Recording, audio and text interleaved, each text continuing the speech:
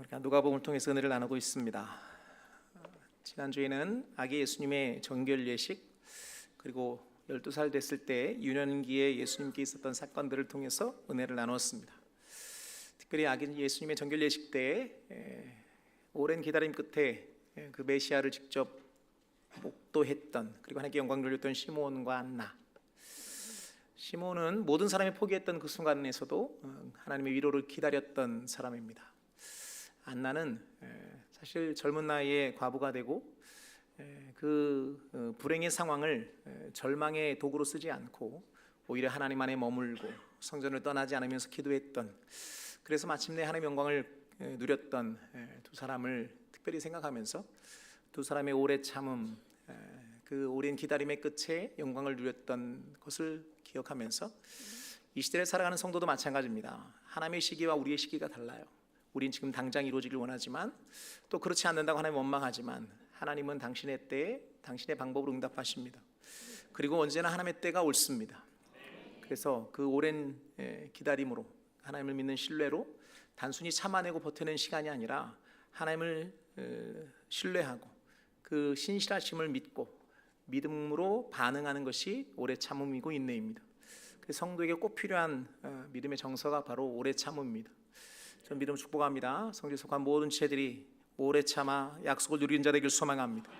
믿음으로 인내하는 자 되길 소망합니다. 오늘 본문의 주인공은 세례 요한입니다. 그리고 그 세례 요한을 통해 오늘 우리에게 주시는 은혜의 말씀을 좀 나누려고 하는데요. 먼저 3장 1절 2절을 먼저 읽죠. 3장 1절 2절입니다. 시작. 디베rio 황제가 통치한 지 15해 곧 본디오 빌라도가 유대의 총독으로, 헤롯이 갈릴리의 분봉왕으로, 그 동생 빌립이 이두레와 드라고니 지방의 분봉왕으로, 루사니아가 아빌레네 분봉왕으로, 안나스와 가야바가 대제사장으로 있을 때 하나님의 말씀이 빈들에서 사가랴의 아들 요한에게 임한지라. 아멘. 펜 있는 분들은 2절 하반절에 하나님의 말씀이 빈들에서 사가랴의 아들 요한에게 임한지라, 그 말줄을 밑으로 좀 쳐놓으세요.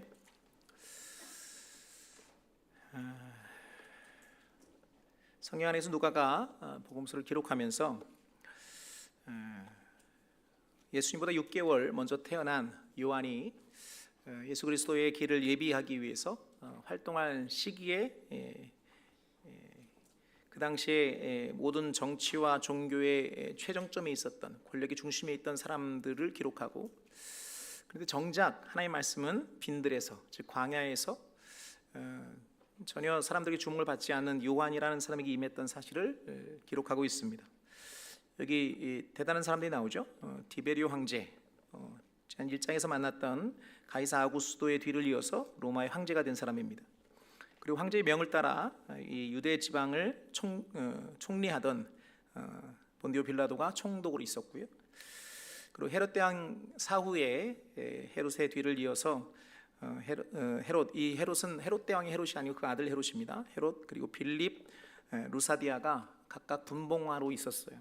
거기에 안나스와 가야바가 대제사장으로 있었던 그때, 여기 정치적 권력의 중심에 있었던, 그리고 종교적 권력의 정점에 있었던 사람들, 근데 정작 그들에게는 하나님의 말씀이 임하지 않고 광야에 있던 요한에게 임했습니다. 여기 요한에게 임한 하나님의 말씀은 바로 하나님의 계시, 하나님의 섭리, 하나님의 뜻을 말합니다. 특별한 사람에게 임했던 하나님의 말씀, 구약의 선지자들에게 임했던 여호와의 말씀과 똑같습니다. 이 말씀 몇 구절만 좀 찾아볼까요? 예레미야로 가보실래요? 예레미야 1장 1절 2절 같이 보죠.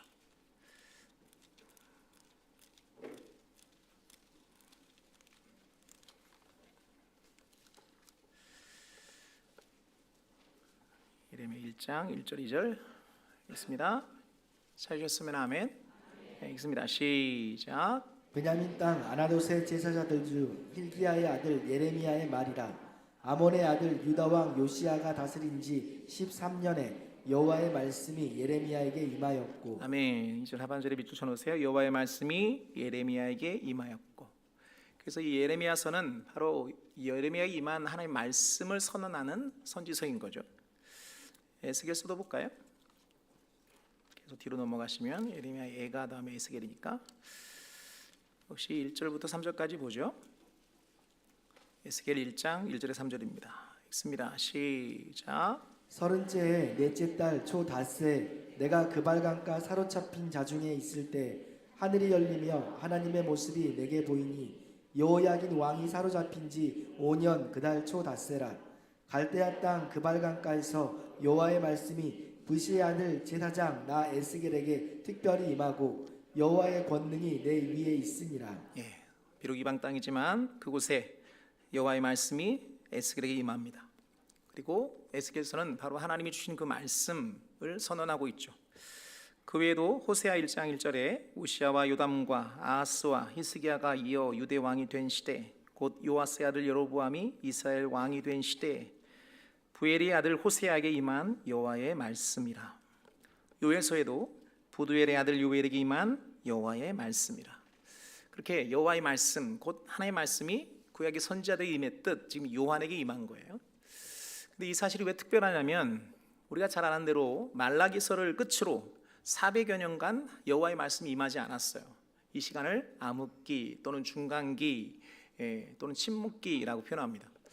근데 이제 예수님의 사역이 시작되면서 그 길을 예비하는 요한에게 그 여호와의 말씀이 임한 거예요. 드디어 여호와의 말씀이 임한 거죠. 이제 암흑기가 끝나고 침묵기가 끝나고 이제 새로운 시대, 신약 시대의 열려짐을 지금 표현하고 있는 겁니다. 근데 그 말씀이 종교 지도자들에게 아니면 정치 지도자들에게 권력의 핵심에 있던 사람들이 아니고 빈들 광야에 있던 요한에게 임했다는 사실이에요. 여기서 하나님의 시선과 우리 인간들의 시선의 차이를 알 수 있고, 이 차이는 우리가 하나님을 향한 오해의 근간이 되기도 해요. 우리의 시선으로 자꾸 하나님의 시선을 평가하니까 하나님을 이해할 수 없는 거죠. 그러니까 우리가 생각할 때는 뭔가 대단한 일을 이루고 뭔가 변화가 나타나고 뭔가 새로운 시대를 열어가려고 그러면 나름대로 힘 있는 사람들, 권력 있는 사람들, 권력의 정점에 있는 사람들이 하나님의 말씀을 받고 그들을 통해 뭔가 확 일이 돼야 효과적이기도 하고 또 실제 역사도 일어나고 뭔가 변화가 일어날 것 같은데, 하나님은 오히려 빈들에 있는 광야에 있는 요한에게 말씀을 주시고 그를 통해 하나님의 일을 이루어 가신단 말이에요. 그러니까 우리가 주로 우리의 시선이 주로 이제 높은 곳을 향하고 있는데 하나님은 주로 낮은 자리를 통해서 일하십니다.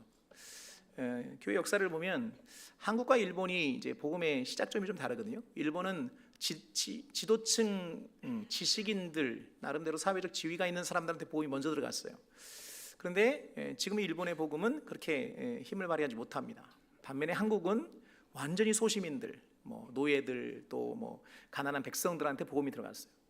그때는 그들은 무시당했습니다. 예수 믿는 만으로 무시당하고 멸시당하고. 그런데 시대가 흘렀는데 오히려 지금 한국 교회는 더 강력합니다. 시대가 흐르면서 오히려 그 말씀의 영향력이 일본보다는 훨씬 더 크죠. 물론 절대 비교는 할 수 없지만 아무튼 하나님이 일하는 방식은 이렇습니다. 뭔가 위에서부터 막 역사를 이뤄내는 게 아니고 누가 됐든 하나님의 말씀을 받은 그 사람들이 그 자리에서 별로 그것이 영향이 없어 보여도 그냥 그렇게 살아내는 거예요. 아멘 하세요. 내 위치가 어디냐, 내가 얼마나 소유했냐, 내가 얼마나 높은 위치에 있느냐, 얼마나 능력이 있느냐, 그거 상관없어요.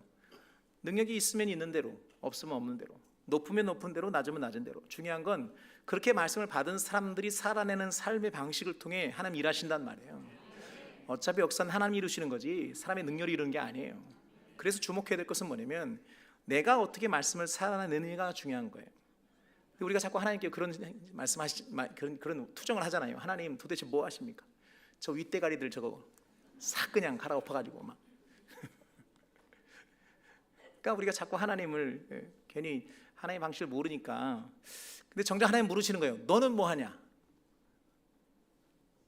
아멘하고 들어야 되는데 하나님은 내가 지금 어떻게 살고 있느냐에 더 관심이 많으세요. 여러분, 하나님의 관심은 어느 자리, 어느 위치, 어느 능력과 상관없이 말씀을 받은 사람들이 그 자리에서 살아내는 삶의 방식을 통해 일하십니다. 그래서 우리가 말씀 받을 때 늘 거기에 초점을 맞춰야 돼요. 하나님 내게 말씀 주시면 내가 그렇게 사는 거예요. 그것이 어떤 영향을 미칠지 우리는 몰라요. 그러나 어쨌든 그 자리에서 어디에 있든 어찌든 능력이 있든 그렇게 살아낸 것인 줄 믿습니다. 그래서 권면합니다. 여러분의 그 자리에서 하나님의 말씀으로 살아가는 자 되기를 주님 이름으로 축복합니다. 자, 다시 한번 돌아보죠. 그래서 요한이 하나님의 말씀을 받아가지고 요단강 근처에서 죄사함에 이르는 회개를 전파합니다. 오해가 없어야 됩니다. 요한의 세례로 죄 사함 받는다는 게 아니에요. 그리스도를 기다리는 자들이 그분을 기다리면서 해야 될 일은 바로 회개함입니다. 회개함에 이르는 회개예요. 죄 사함의 회개는 예수님으로 말미암고요. 요한의 세례는 그 예수님을 기다리면서 회개함으로 나오는, 그래서 마음의 밭을 준비하고 자신의 죄가 얼마나 심각한가 깨닫고 그 죄를 해결할 수 있는 분이 하나님밖에, 예수 그리스도밖에 없음을 기억하고 그분께 나오는 그 길을 예비하는 자로 세례를 베푸는 거죠. 자, 우리 3절부터 6절까지 볼까요? 3절부터 6절까지 읽겠습니다. 시작. 요한이 요단강 부근 각처에 와서 죄사함을 받게 하는 회개의 세례를 전파하니 선지자 이사야의 책에 쓴 바 광야에서 외치는 자의 소리가 있어 이르되 너희는 주의 길을 준비하라. 그의 오실 길을 곧게 하라. 모든 골짜기가 메워지고 모든 산과 작은 산이 낮아지고 굽은 것이 고자지고 험한 길이 평탄하여질 것이요 모든 육체가 하나님의 구원하시를 보리라 함과 같으니라. 아멘. 모든 육체가 하나님의 구원하심을 보리라. 광야에 외치는 자의 소리, 그게 바로 요한입니다. 그는 그리스도의 오실 길을 곧게 하는 자, 주의 일을 준비하는 자입니다. 누가가 성경 안에서 복음서를 써가면서 놓치지 않는 한 가지가 있습니다. 그것은 뭐냐면 지금 이 일을 역사가 이루어지는 과정이 우연히 어느 날 갑자기 이루어진 사건이 아니고 이게 이미 구약에 약속된, 지금 이 말씀도 이사야 선지자가 예언한 선지서의 성취거든요. 그러니까 이게 지금 약속의 신실하신 하나님이 이 땅을 운영하고 계심을 드러내고 있는 거죠. 물론 이제 마태도 똑같이 말씀을 인용하지만 좀 관점이 달라요. 마태는 유대인들에게 복음을 전하니까 다윗의 자손으로 유대의 왕으로 오신 예수님을 선언하고 있다면, 누가복음은 저자가 이제 이방인이지만 기독교의 교회에 대한, 그러니까 복음의 율법에 대한 지식이 있는, 그 관심이 있는 사람들이니까, 그러니까 구약의 율법이 뚝 떨어져 있는 것이 아니고 그 구약의 역사하신 하나님이 지금도 역사하시고 그 역사의 그 흐름 안에서 지금 이 일을 운행하고 계심을 선언하고 있는 거죠. 지금도 마찬가지입니다. 하나님의 약속에 신실하십니다. 그 약속을 이루어 가십니다. 우리가 볼 때는 그냥 어느 날 갑자기 일어난 사건 같지만 사실 하나님이 이미 예언하시고 운행하시는, 이미 약속하신 약속의 성취를 이루어가고 계시는 거죠. 주님의 약속의 성취는 분명합니다. 주님 다시 오실 것입니다. 그날에 우리의 모든 것은 완성될 줄로 믿습니다. 끝을 향하여 우리는 지금 달려가고 있는 거죠. 하나님이 시작하셨고 그분이 끝내실 것입니다. 그 끝의 지말, 말세 지말이라고 하는 시대를 우리 살고 있어요. 그래서 하나님의 약속의 성취를 기대하면서 그분이 이루시는 그날까지 우리는 그 약속의 신실함을 믿고 그 약속을 붙들고 살아가는 거죠. 우리의 성도의 삶은 그저 내 마음대로 내 뜻대로 나가고 싶은 대로 사는 삶이 아니고 약속을 이루는, 약속의 백성으로 살아가는, 하나님의 약속의 성취를 기대하며 사는 삶인 줄로 믿습니다.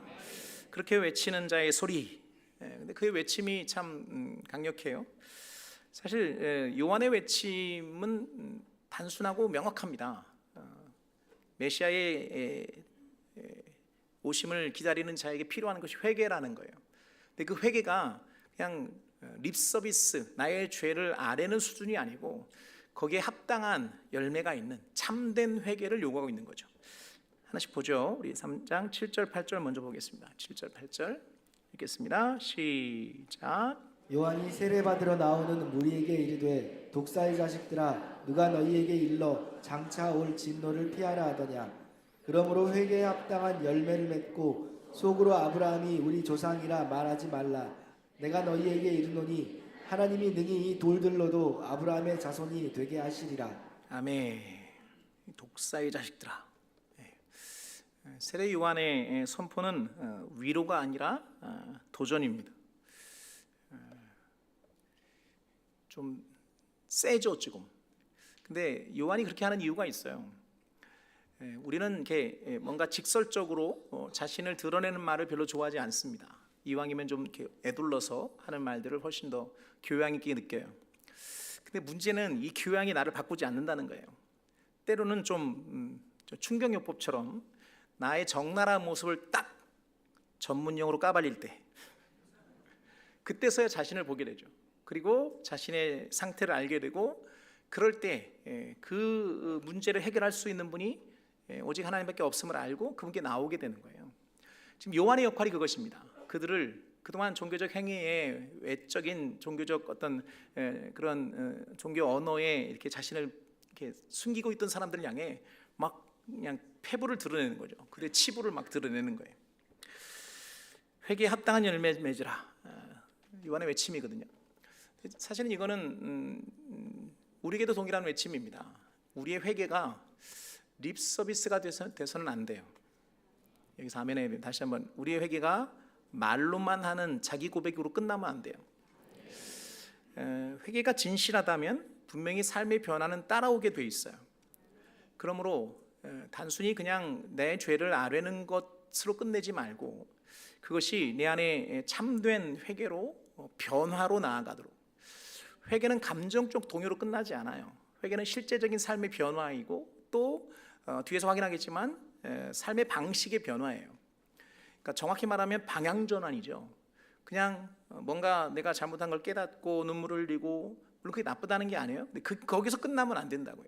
회개에 합당한 열매를 맺음으로 그 회개가, 그 돌이킴이 참되기를 바라시는 거죠.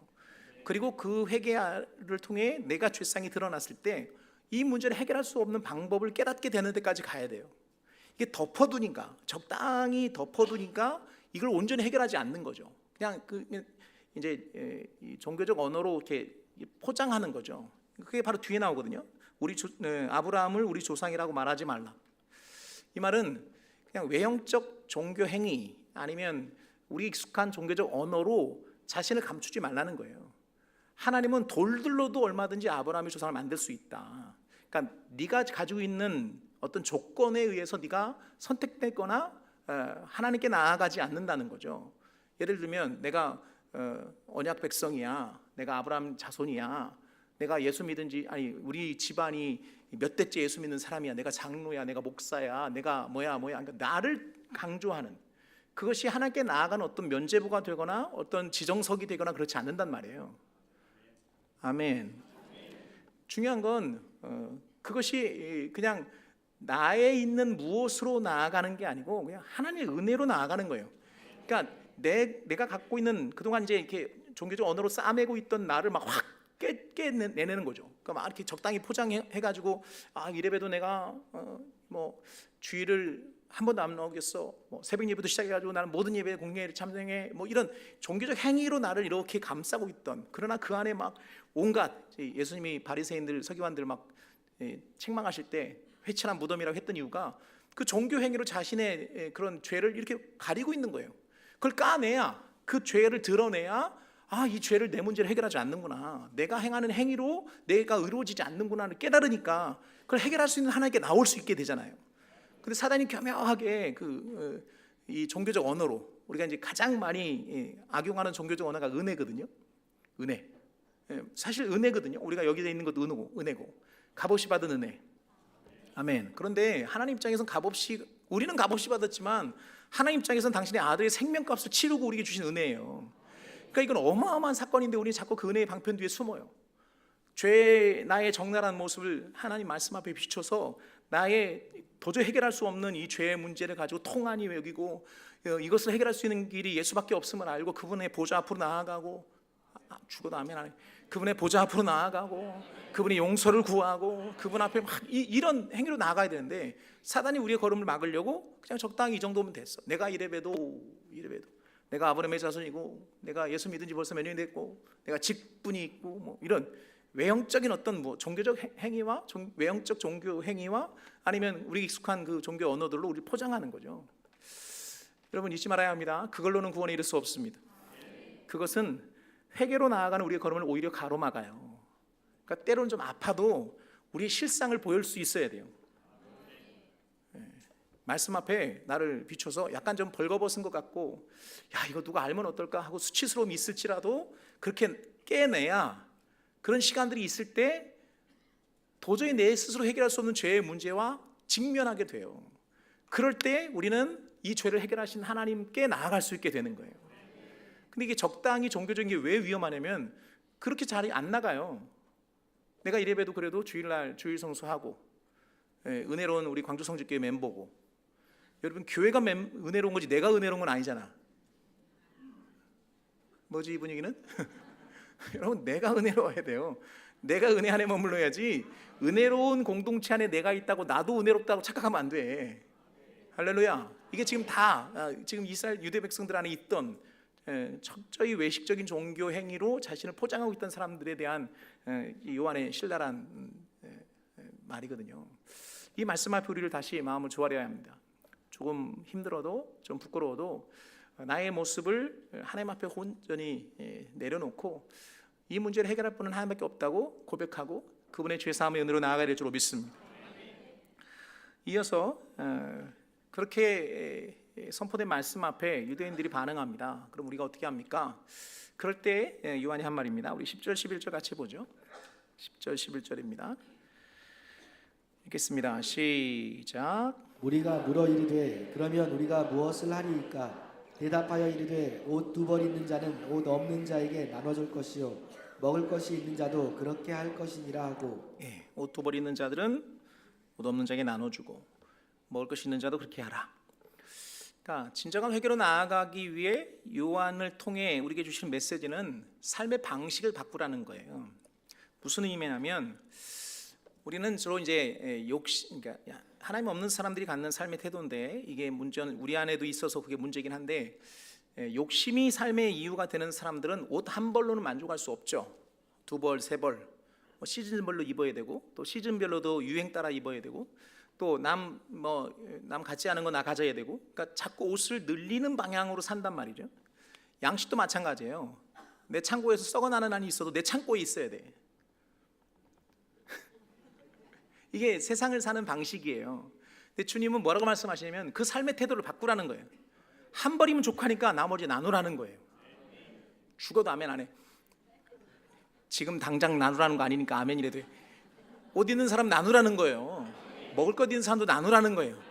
그럼 왜 이런 삶의 태도가 필요하냐? 이게 성도가 바라보는 시선이거든요.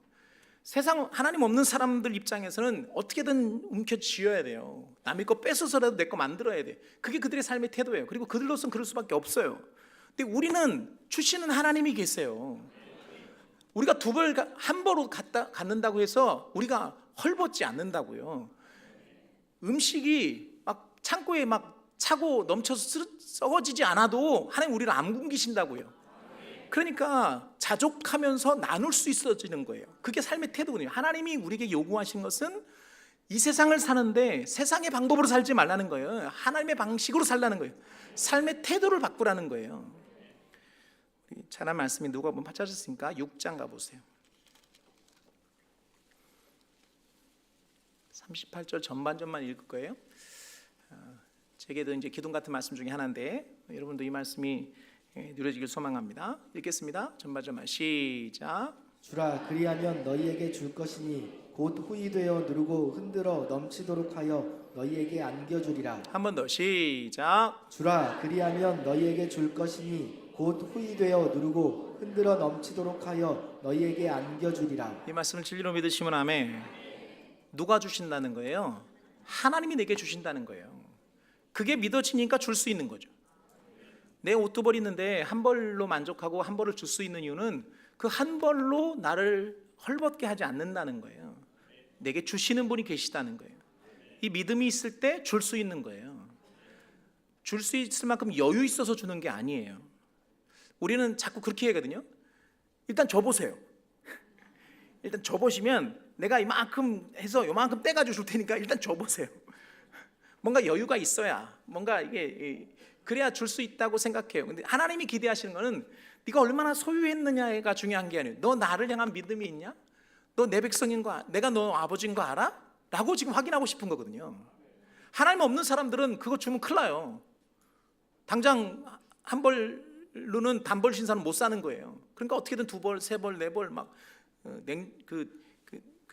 옷장에 그냥 그득 채워놓고도 열 때마다 와 입을 옷이 없다 이렇게 사는 걸 원하는 거예요. 왜? 주실 분이 없으니까. 근데 우리에게는 주시는 분이 계세요. 여기가 이제 포인트예요. 주라는 행위는 이 믿음에 반응하는 거예요. 왜 못 주냐? 그분을 못 믿는 거예요. 그래서 하나님은 삶의 태도를 바꾸라는 거거든요. 히브리서 13장 가보세요.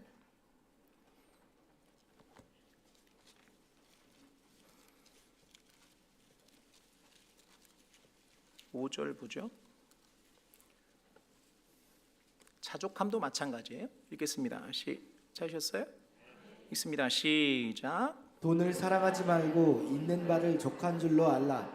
그가 친히 말씀하시기를 내가 결코 너희를 버리지 아니하고 너희를 떠나지 아니하리라 하셨느니라. 아멘.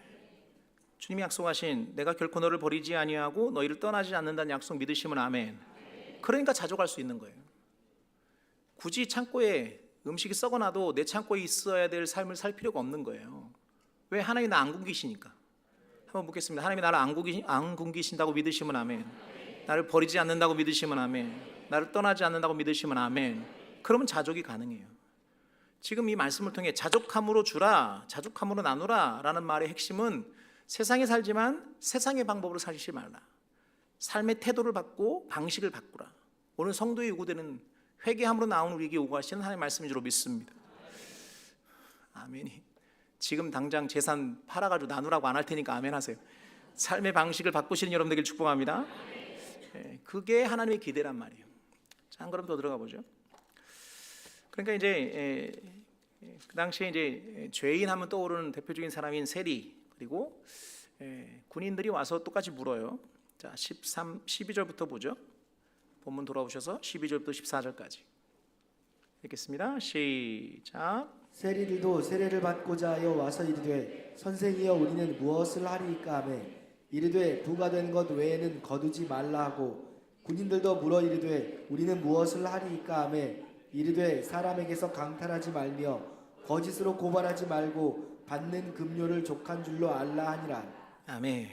지금 세리와 죄인들이 구체적으로 그들의 삶의 변화를 얘기할 때 네가 있는 자리에서 바르게 살라는 거예요. 세리는 그 창기와 함께 유대 사회에서 죄인의 대표였어요.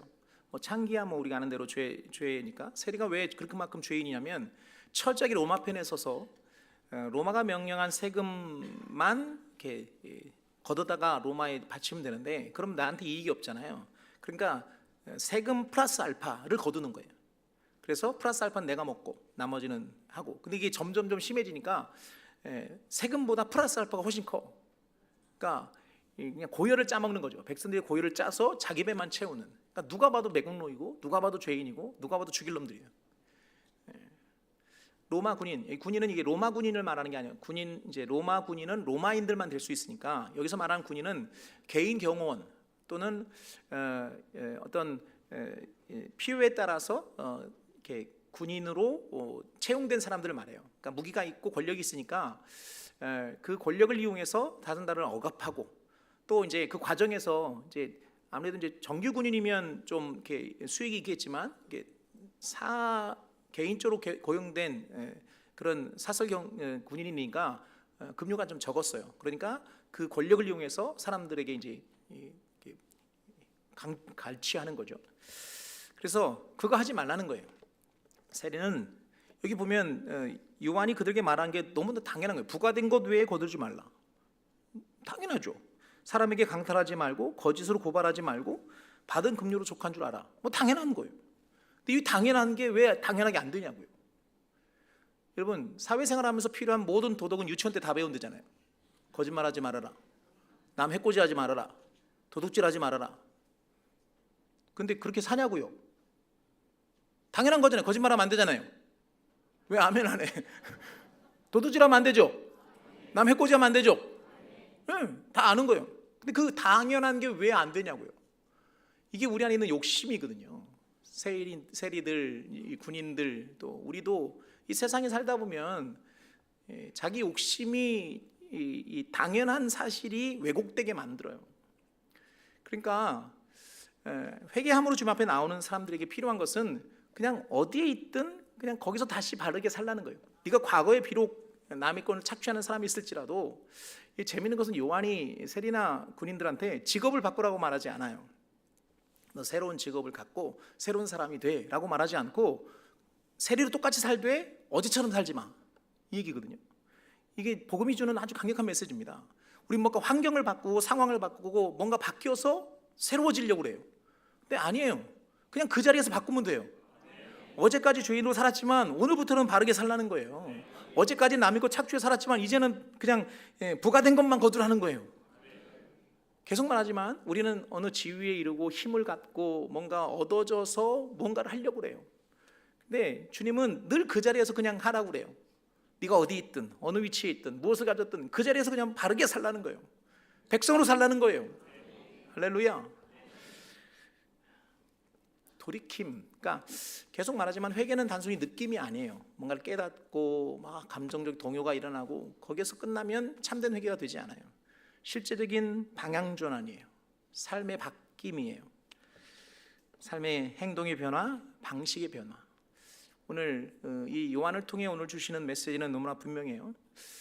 그리스도를 기다리는, 메시아를 기다리는 그리스도의 대속으로 나오는 우리에게 필요한 것은 회개입니다.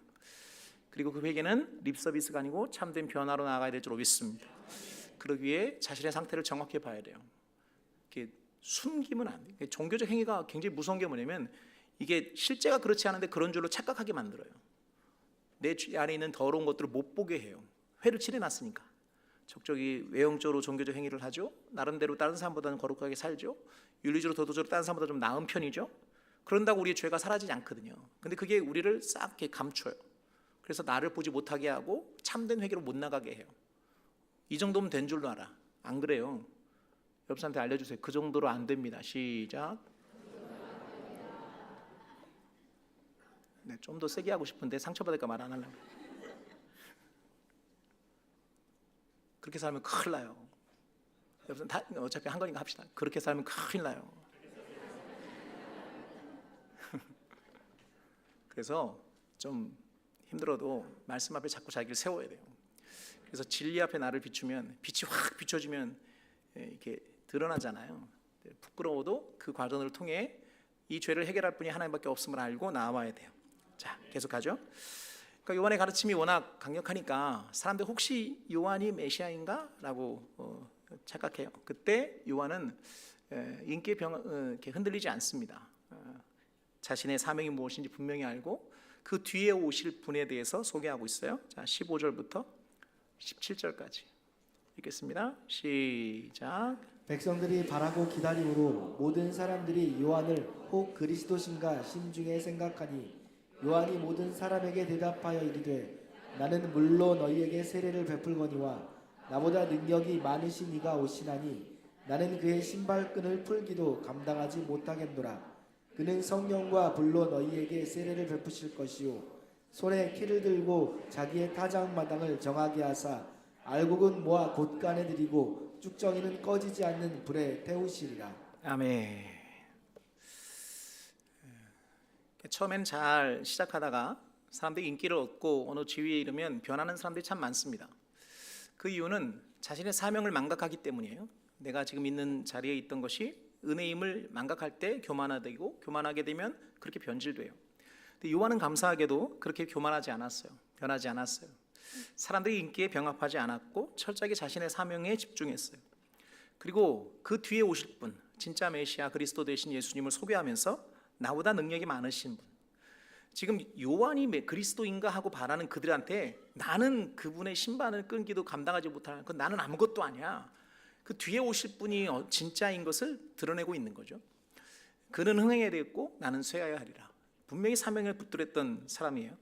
그러면 소개하는 것이 그는 성령과 불로 너에게 세례를 베풀 것이다. 요한의 세례는 물 세례. 이것은 회개함으로 나아가게 하는 세례예요. 그러니까 그리스도로 인하여 죄 사함을 위해 회개함으로 나아가게 하는 세례이고, 예수님의 세례는 성령과 불로 내리는 세례. 그러니까 죄 사함의 세례, 구원의 세례예요. 그러니까 오직 죄 사함은 예수로 말미암아요. 그러니까 예수님이 오신 목적, 그들의 백성을 그의 죄에서 구원하기 위함이잖아요. 이 구원을 위한 세례, 불과 성령. 그러니까 성령으로 말미암지 않고는 거듭나지 않듯이 성령으로만 거듭나게 되는 거예요. 또 불은 정화의 기능이 있어요. 우리의 죄를 사하시는, 우리의 죄를 멸하시는. 할렐루야. 다시 강조합니다. 예수의 세례만이, 예수님만이 우리를 죄에서 구원할 유일한 분인 줄로 믿습니다. 시대가 아무리 변해도 사회 시대의 사조가 아무리 바뀌어도 예수의 다른 구원은 없어요. 다른 구원을, 다른 이름을 우리에게 구원자로 주신 일이 없어요. 예수님만이 길이고 진리고 생명이십니다. 하나님께 나아가는 유일한 길인 줄로 믿습니다. 우리 죄를 해결할 유일한 분인 줄로 믿습니다. 그분의 대속만이 우리 죄를 사하십니다. 바로 불과 성령으로 우리에게 세를 주십니다.